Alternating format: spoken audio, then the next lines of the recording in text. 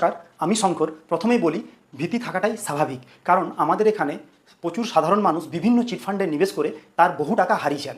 তাই চিটফান্ড আর মিউচুয়াল ফান্ডকে দুটোকে এক করে সে আজকে মিউচুয়াল ফান্ডে নিবেশ করতেও ভয় পাচ্ছে।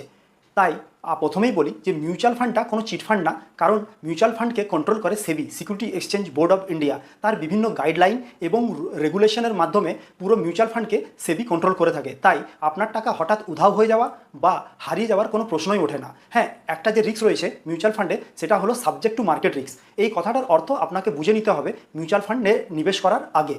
তাহলে এখানে যে রিস্কটা রয়েছে সেটা শেয়ার মার্কেট অনুযায়ী আপনার টাকাটা, যে টাকাটা আপনি মিউচুয়াল ফান্ডে ইনভেস্ট করবেন, সেটা বাড়তে বা কমতে পারে।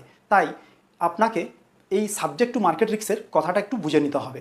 আবার দেখা গেছে কোনো মানুষ যদি মিউচুয়াল ফান্ডে লং টার্ম 5 থেকে 6 বছর ইনভেস্টেড থাকে, তাহলে পিপিএফ, আরডি, এফডি এবং বিভিন্ন যে স্কিমগুলো 7 to 8% রিটার্ন দিয়ে থাকে, তার থেকে